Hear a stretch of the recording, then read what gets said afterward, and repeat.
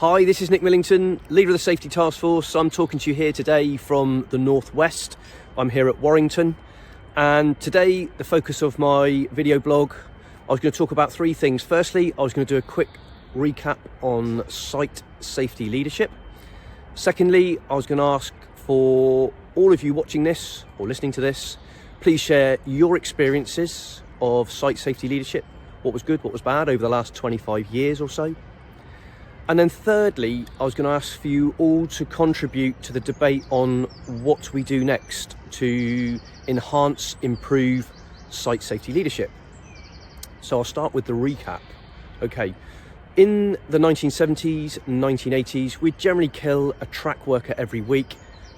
Lookout working was a prominent feature in the fatalities.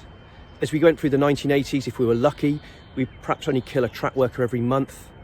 And there was recognition that we need to put structure to the planning and the safety arrangements on site.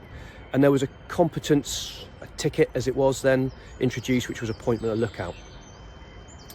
What then followed after that was the introduction of a competence called PICAL. Now, I was a PICAL myself in my earlier career. I quite enjoyed being a PICAL, if I'm honest. And the PICAL was the person in charge of work. And you were responsible for planning your work, planning the tasks and planning the protection arrangements that would keep you and your team safe whilst doing your work. Also good so far. And what we then observed with the fatality stats was a reduction, which was what it was intended to do. About 20 years ago, maybe 25 now, some of you remember the acronym RIMINI, the risk minimization, and there was an introduction of a hierarchy of operational risk controls, and you were obliged then to plan your work in the safest way and only drop down the hierarchy if you had good reason to do so. PICAL became COS, Controller of Site Safety. I was a COS myself for a number of years, really enjoyed undertaking the role of COS. And as a COS, you were obliged to consider and plan work in line blockages, which were then known as T2A, T2D, T2H, T2T and T2X. You could also plan work in T3 possessions, and providing you had the right circumstances, you were still permitted to plan work with lookouts. But the principle was that you separate track workers from trains if you're able to do so. And what then followed was a further improvement in safety statistics. And in the years leading up to 2010 and beyond, we went whole years with no track worker fatalities. So a marked improvement. In the 1980s, we were sending a family to a funeral every week, and we had made improvements over time and had gone whole years where there were no track worker fatalities. So where are we now then? Over the last 5 years, there have been a number of investigations undertaken by the Rail Accident Investigation Branch on site safety leadership, track worker safety, and reports such as Peterborough, Egmonton, Margam. There's a class investigation, which is a Rail Accident Investigation Branch review of a number of irregularities.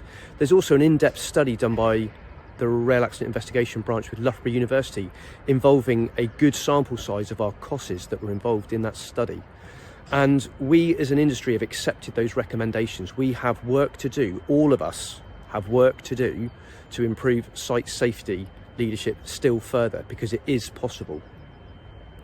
So what are we doing at the moment? As I stand here now, we've got 28,000 COSs in centre, which completely blows my mind. So we've got a community of 28,000 COSs. And the recommendations lead us to the need to simplify the roles. And that's quite challenging. I recognise there are complexities now. And also, we need to support our site safety leaders with non-technical skills training and human factor training. And as I stand here now, I'm in Warrington. I'm coming to a training centre in Warrington, and we are currently trying more new, different approaches to supporting our site safety leaders. No decisions are made. We're just trying things, proving concepts, and sometimes disproving them. And I'd welcome you all to get involved in this debate and recognise that we have work to do. We've got to do something. And come with me now. I'm just about to pop over to the training centre at Warrington and come and see how I get on with the trainers here, trying new and different ways to support our site safety leaders. In 2017, Network Rail introduced a person in charge capability, and our projects colleagues took a slightly different approach for our level 3 standard. But the investigations I referred to indicate we've got more work to do. So we are now focusing on non-technical skills. Looking from the right of this graph, items such as documentation, perception of time pressure, experience, distraction, challenging decisions, complacency, and much more. The trials are taking place in our training centres over many weeks, and they involve Network Rail staff and those of our suppliers. We have built up a modular approach to address the recommendations, and we're also trialling different teaching styles and methods. Here's me with a virtual reality headset.